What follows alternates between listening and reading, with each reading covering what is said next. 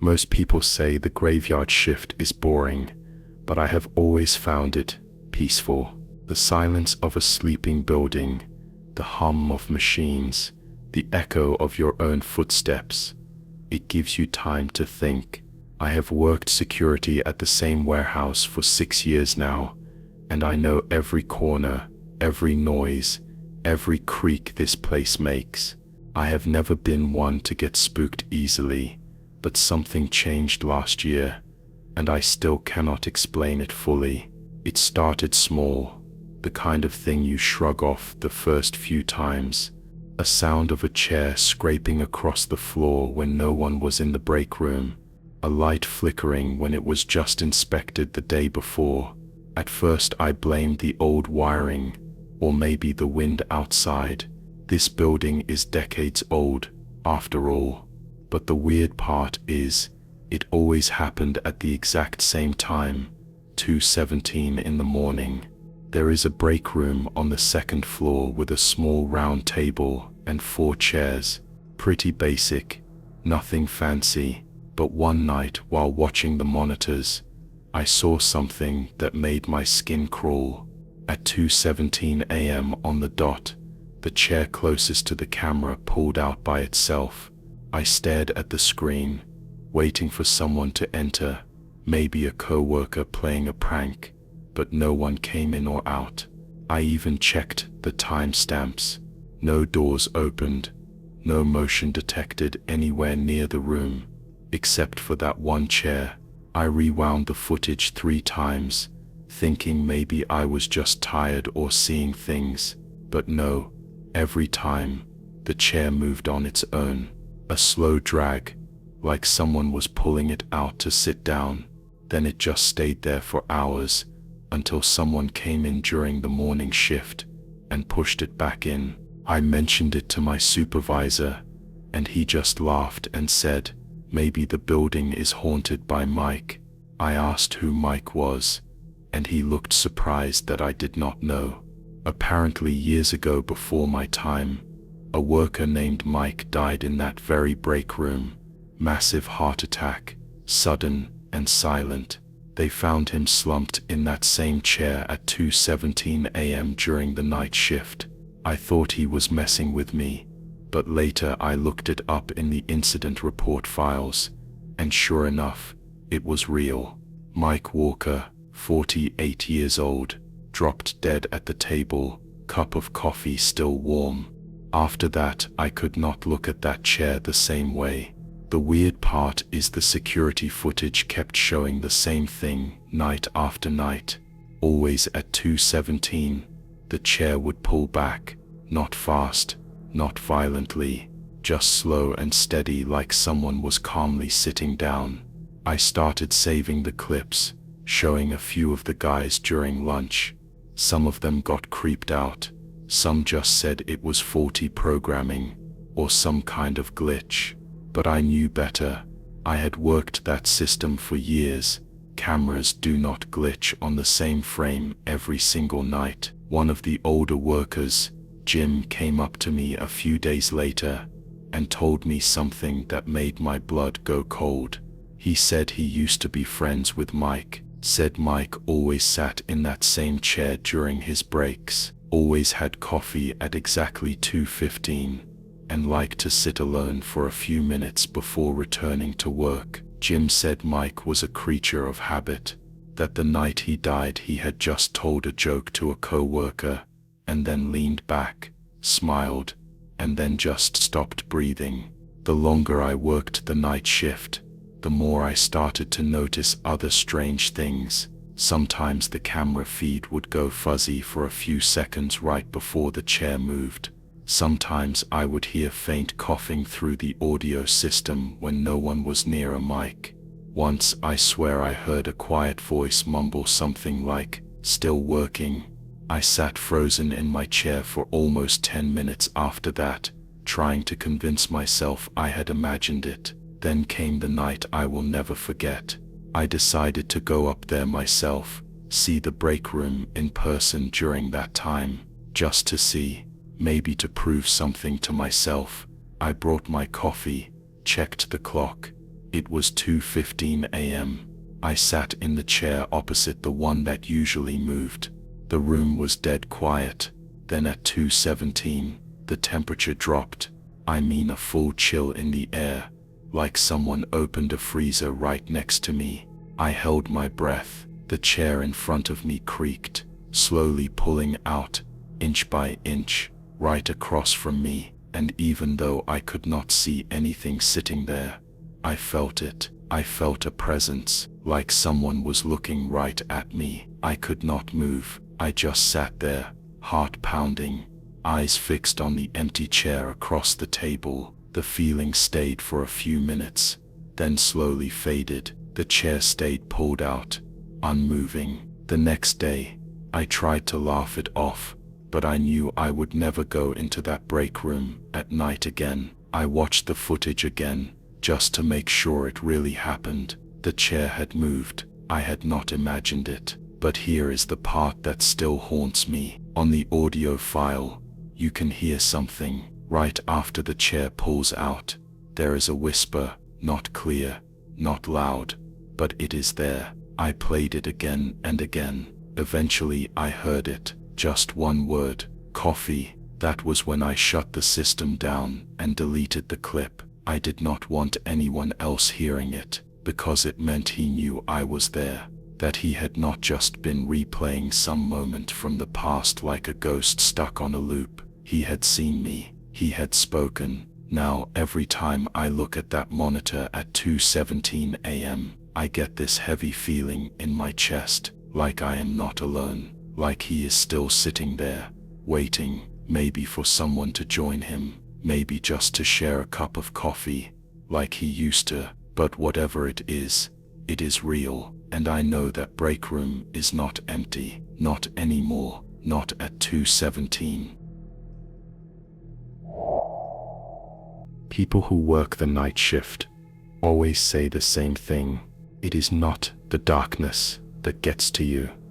It is the silence, that strange, heavy kind of quiet, where every small sound feels too loud, where your own footsteps echo like you are not alone. I had been working as a maintenance supervisor at the old St. Emmeline Hospital for nearly 10 years when something started happening that none of us could explain. The building itself is a patchwork of decades, new wings built onto old ones, elevators that creak and hum like they are carrying the weight of history. The 5th floor had been sealed off for years due to asbestos. No one was allowed up there. No lights, no power, no reason to even think about it, until the elevator started opening there. Always at night, always when no one was near the controls. At first, we thought it was a glitch in the system. The elevator would leave the lobby or a random floor, climb up, and then ding softly as it stopped at the 5th. The doors would open, sit for a moment, then close again. We joked it was the building stretching its legs, but it kept happening, night after night, same time, around 3:09 in the morning.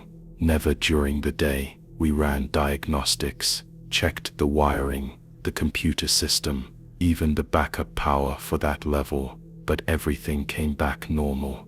The elevator should not have been able to stop on the 5th floor. The button had been disabled years ago. There was no power routed to that floor. It made no sense. Then Joe, one of the janitors, came into the break room pale as a sheet. He had been cleaning on the 3rd floor when he got a glimpse of the elevator on the monitor. He said it stopped at the 5th again, like always, but this time he swore someone was inside, said it was a woman, standing just inside the doors, not moving, just staring. When he looked closer, she lifted her hand and waved at the camera, a small, slow wave, the kind you give to a stranger from across the street. He said she was dressed like a nurse, an old-fashioned one, with the white cap and a long dress, looked like something from a movie, or maybe a costume party, but no one had signed in. No one was supposed to be up there, and no one had been cleared for the asbestos floor. We laughed it off, said he must have been tired or just imagining things. But Joe was not the kind to scare easy. He asked to be reassigned to the parking levels. After that, said he did not want to be in the building when it was that quiet. Said something about her eyes not blinking. That got to me. I started checking the footage myself every night, and sure enough, the elevator kept opening at the 5th floor. Sometimes it would stay open for a full minute. Sometimes it opened and closed several times, like someone was playing with the doors. I never saw the woman though, not until one night, when I stayed late, doing rounds. I took the elevator up from the lobby, and noticed the panel light flicker strangely. Then, without me pressing anything, it started to rise. It passed the 2nd, 3rd, 4th floors, and stopped. The 5th. I froze. The panel dinged, the doors slid open, and I saw nothing but darkness, total black. But I swear I felt something just beyond the edge of the light, like someone was waiting for me to step forward. I slammed the close button over and over until the doors shut. I did not tell anyone about it, did not want to sound like I was losing it. But then others started having their own moments. A night nurse said she heard a woman humming in the stairwell near the 5th floor access door. Another staff member reported hearing old wheels squeaking, like a gurney rolling down a hallway, coming from above, even though there were no active patient rooms on that level. One of the security guards claimed he smelled antiseptic and lavender, like the old cleaning supplies they used back in the 50s. We all started putting the pieces together quietly. No one wanted to talk about it too much, like saying it out loud would make it worse. Then I found the file. While sorting through old paperwork in storage, I found a dusty box with faded records from the 1950s. There was a nurse listed there named Evelyn Pierce. She worked at St. Emmeline during a polio outbreak and died on the job from a sudden heart condition. The incident report said she collapsed in the elevator between the 4th and 5th floors, trying to get a child to surgery. She died before help arrived. The child died too.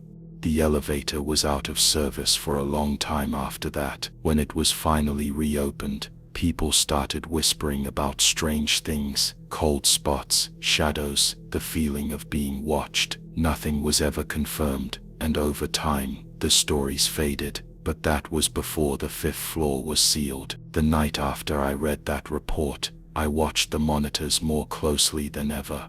At exactly 3:09, the elevator moved again. It stopped on the 5th floor. The doors opened. This time I saw her, clear as day. A woman in a white uniform, standing completely still, looking straight at the camera. Her eyes were sunken, tired, but there was a kind of sadness in her face. She lifted her hand and waved slowly. I could not move, could barely breathe. Then she turned and stepped back into the darkness. The doors closed. We put in a request to fully disable the elevator's access to that floor, brought in an outside specialist. When they opened the control box, they found something that no one could explain, an old metal tag wedged between the circuits. It had a name on it. Nurse Evelyn Pierce. The technician said it must have fallen in there years ago, but no one knew how it could have ended up in that sealed control panel. We removed it, burned it, and replaced the system. Since then, the elevator has stopped opening at 3:09 a.m. The chair remains still, no more movement, but sometimes, when I walk by the elevator late at night, I get a whiff of lavender and a faint sound of humming. I do not look at the 5th floor button anymore, and I never take the elevator alone, because I know she is still there, somewhere in that dark, forgotten space between the 4th and 5th floors, waiting for someone who needs help, or someone to take her place. They say buildings remember things long after people forget.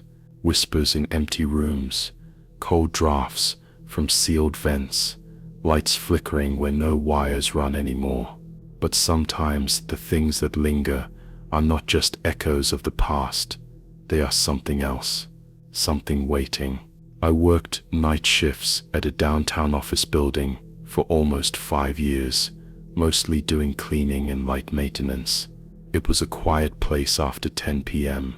Floors would empty out, lights would go dim, and the only sounds came from machines humming and my own footsteps. There was one bathroom on the 3rd floor that all of us on the night crew avoided unless we absolutely had to use it. Not because it was dirty or broken. Actually, it was one of the cleanest, but because something about it just felt wrong. Too cold, too still, like walking into a room that was holding its breath. At first, it was just a feeling. Then little things started happening. Several workers mentioned hearing faint whispers while washing their hands or checking their phones in the stalls. It was always the same, coming from the last stall on the right. A soft, low voice, like someone talking just under their breath. You could never quite make out the words. Sometimes it sounded like crying. Other times, just a steady hum, like someone singing a lullaby to themselves. One janitor said he thought it was someone messing with the intercom system, but we never found speakers in there. The building management insisted there was no audio wired into the bathrooms at all. One night, around 2 a.m., a guard rushed out of the bathroom and refused to go back in. He said he saw something move under the last stall. Not just a shadow, he saw feet, bare feet, facing the wrong way, like someone standing with their back turned. When he looked again, they were gone. He quit 2 days later. I tried to stay out of that bathroom as much as possible, but being one of the senior staff, it was my job to lock everything up before my shift ended. That meant checking each stall, shutting off the lights, and making sure nothing was left behind. I always saved that bathroom for last. One night, I was finishing my rounds and realized I had forgotten to check the 3rd floor restroom. It was nearly 3 a.m., and the building was dead silent. As I walked down the hallway, I already felt uneasy. The air felt heavier near that door, like walking through water. I pushed it open, holding my breath like I always did, and stepped inside. Everything looked normal. The lights were on, the mirrors were clean, and the stalls were all open, except the last one. The door was shut. I called out, just to be sure.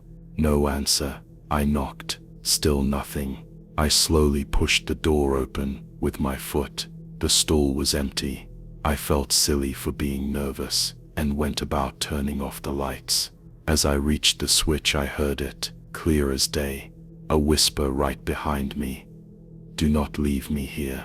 I froze. My stomach dropped. I turned back, and the bathroom was completely dark. The stall door was now wide open, swinging slightly like someone had just stepped out. I flicked the lights back on so fast, my fingers stung, but there was nothing there.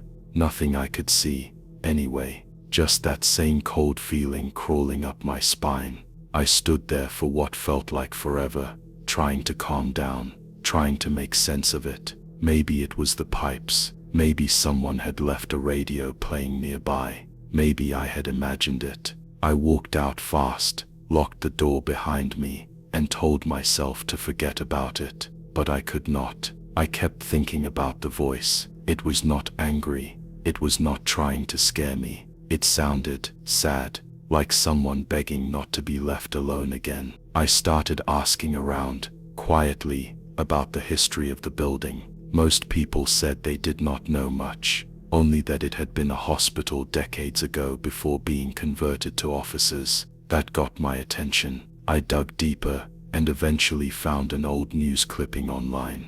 In the 1950s, the building had been a women's medical center. One article mentioned a young patient who disappeared during renovations, last seen heading to the bathroom near her recovery room. Her name was Margaret. She was only 16. They never found her, just her shoes, left neatly by the last stall. Construction was delayed for months, Eventually, they built over the space and turned it into the current restroom layout. That last stall sat exactly where she was last seen. I do not think she ever left. After learning that, I changed the way I handled my rounds. I started leaving the lights on in that bathroom. I stopped locking the door. I even left a note one night, quietly sliding it under the last stall. It just said, "You are not alone." I did not expect anything. I just felt like maybe she needed that. A few nights later, I found the note crumpled and placed on the sink. Underneath it,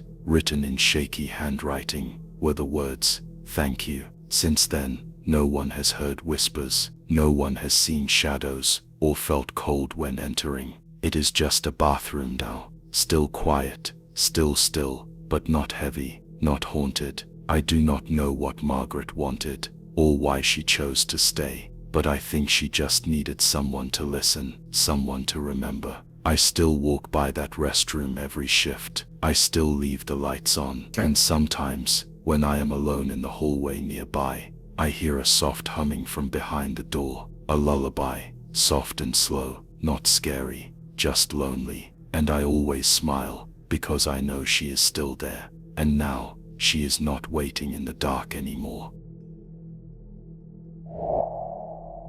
Some buildings never forget. Even after all the people are gone, the lights shut off, and the doors locked, the place remembers. I have worked the midnight shift as a security guard for 7 years now. In that time, I have seen a lot of strange things, but nothing ever got under my skin like what happened with the manager's office. It started after Mr. Carter died in that room. He had been with the company for over 25 years. Always the first one in, the last one out. Everyone said he was married to the job. No family, no friends that anyone knew of. Just him, his files, and that office. One morning, he did not show up. They found him slumped at his desk, holding a picture of his dog, dead from a heart attack. No one knew exactly what time he passed, but the coroner estimated it was just after 3 in the morning. After that, the room was sealed. No one was allowed in. The company said it was for legal reasons, but I always felt like it was more than that.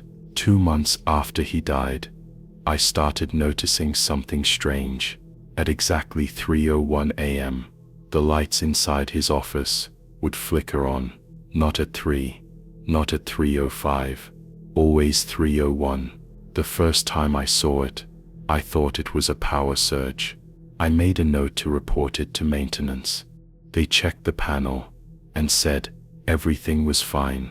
Still, the light kept turning on at the same time, every single night. Some nights, it stayed on for 5 seconds, other nights for a full minute, but it never failed. I began to feel uneasy passing by the door. Even though it was locked, it felt like something was watching from inside. The hallway outside the office would get cold, not cold from the air conditioning, cold in a way that made my bones ache. I started walking faster. Whenever I passed it, I thought I was imagining things, but then other guards started talking. One of the newer guys, Reggie, came into the break room, looking pale. He said he heard crying, coming from inside the locked office. Not loud sobbing, just soft, broken weeping, like someone was sitting at a desk and had finally given up. He went to check it out, but the lights were off. When he got close to the glass, they flicked on again. He saw a shadow move behind the desk, just for a second, then nothing. I tried to laugh it off, but something deep inside me knew he was not lying. I went back through the camera recordings. Right at 3:01, the lights turned on. You could see it clear as day. On the footage, the hallway lit up, then it went dark again. It happened every night, for weeks. We called maintenance again. They replaced the wiring, changed the bulbs, even installed a motion detector in the hallway, just to be sure. Nothing helped, and it was always that one room. I could not stop thinking about it. Why would a locked room light up at the same time every night? I went to the building manager and asked to look inside. He said the company ordered it sealed and the key was locked away. But I think he was scared too. No one wanted to deal with it. One night, I sat at the camera monitor with a cup of coffee and watched the hallway feed. I stared at the screen until 3:01. When the light flicked on, I leaned closer and paused the footage. There, in the corner of the glass, was a reflection, a man, sitting at the desk, head down, just like they found him. I stared at the screen, and my hands started to shake. This was not a power glitch. Something or someone was still in there. I told myself it was stress. Maybe I was tired. Maybe it was just a trick of the camera. But a week later, everything changed. I was doing my rounds and ended up near the office at 2:50 a.m. I stood there, facing the locked door. The hallway was silent. My heart started beating faster as 3:01 got closer. Then the light inside flicked on. This time, it did not flicker. It glowed steady, and I saw him. Mr. Carter, just sitting there, same white shirt, same tie, staring at nothing, like he was stuck in a moment that would never end. I tried to move, but my feet would not listen. Then he turned his head and looked right at me. His eyes were not angry. They were just empty, hollow, full of sadness. I backed away slowly. The light turned off, and he vanished. I stopped going near that hallway. After that, so did everyone else. Even the cleaning crew refused to mop there anymore. The cold stayed. The cameras still caught the light turning on every single night. At 3:01, always the same. Always that time. It was like a clock inside the building, remembered when he died, and brought him back to that moment, again and again. They started thinking maybe he did not even know he was gone. Maybe he thought he still had work to do. Or maybe he was just waiting for someone to remember him. One night, I brought the photo he was holding when they found him, the one of his dog. I printed a copy from the report and taped it to the office door. I do not know why. I just felt like he needed it. That night, something changed. The light still came on, but it flickered like a goodbye wave. It felt different, softer. The cold was still there, but it did not bite. And then 2 nights later, the light stopped coming on. I waited. I watched the cameras. Nothing. I walked by the hallway and felt only silence, the good kind, like someone had finally gone home. Now I still pass the office sometimes. I stop at 3:01 and just stand there for a minute. Not because I expect anything, but because I remember him. I think all he wanted was to not be forgotten, and maybe that is what kept him here.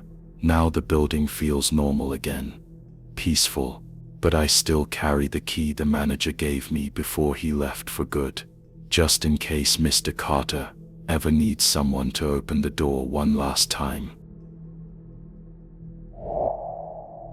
Some nights are so quiet that you start to hear things you are not supposed to. I had worked the midnight shift at a large industrial complex for over 6 years, and by then I had grown used to the silence that crept in after the day crew left. The machines slept. The offices went dark. The only sounds were the hum of the vending machine and the occasional clink of pipes cooling off. It was peaceful, in a way, at least it used to be. One night, while I was finishing paperwork in the security office around 2:45 a.m., I noticed a thudding noise coming from the monitor speakers. At first, I thought it was just the echo of someone walking upstairs, maybe a fellow guard doing his rounds. But then the camera feed switched, and the noise became louder, heavier, almost like boots, thick, soaked boots slapping against the cement floor. It was coming from the basement level. The problem was, no one was assigned to the basement during the night. That floor had been cleared out months ago after a mold outbreak, and the company sealed it off to keep staff safe. I radioed my partner Mark, who was doing rounds on the second floor, and asked if he had gone downstairs. He replied with a confused no, adding that the door to the basement was padlocked shut when he checked earlier. I stared at the monitor, squinting at the grainy black and white footage. There was movement down there. Just outside the boiler room, I could see the faintest shadow pacing back and forth. The boots kept thudding. 1, 2, 3, turn, repeat. My heart started to race. I told Mark to meet me by the basement stairwell. When we got there, the padlock was still in place, rusty, untouched, but the footsteps were louder now. They were right beneath our feet. I felt the vibrations through the concrete.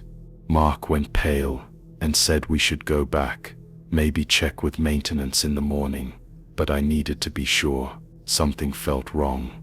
I took the keys, unlocked the padlock, and pulled open the door. The air that escaped was cold and damp. A smell like wet earth hit me. We descended slowly, flashlights in hand. The lights on the lower level were dead. As we stepped onto the basement floor, everything went still. The footsteps had stopped. It was completely silent, too silent. We followed the narrow hallway toward the boiler room, our lights bouncing off peeling paint and rusted pipes. That was when we saw them. Wet footprints, human-sized, heavy. They trailed from the bottom of the steps, around the corner, and straight down the hallway. They were fresh, shiny, still dripping. We followed the footprints. No voices, no breathing, just the squish of water with each new step we saw. The prints led us past the old storage closet and toward a wall that had been sealed years ago when renovations began. It was bricked up, solid, no door, no gap, nothing. But the footprints went straight to it and stopped. I bent down to touch one, and it soaked into my glove, still wet. Mark backed away and whispered that we should leave now. I was frozen. A sound echoed behind the wall, not a thud, not boots.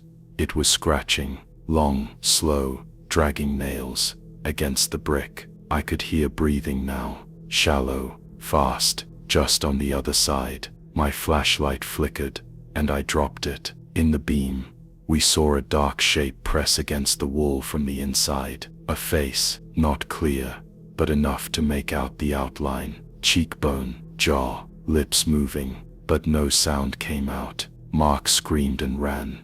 I stood there a moment longer, unable to move, before something scraped against the wall again. A single knock, like it was answering. We got out of the basement and sealed the door behind us. Mark refused to finish his shift and quit the next morning. I stayed, only because I needed the paycheck, but I never went near that stairwell again. Weeks passed, and I tried to convince myself that stress and sleep deprivation had made me see things. But then others started mentioning the footsteps. New guards, cleaning crew, maintenance. Everyone heard them. No one dared to go down. Finally, the company brought in a new security system with motion sensors. The basement triggered them almost every night, always between 2:15 and 2:30 a.m. But when they checked the feed, there was nothing there, just black space. One night a tech reviewing the sensor logs called me in. He pointed at the timestamp and said,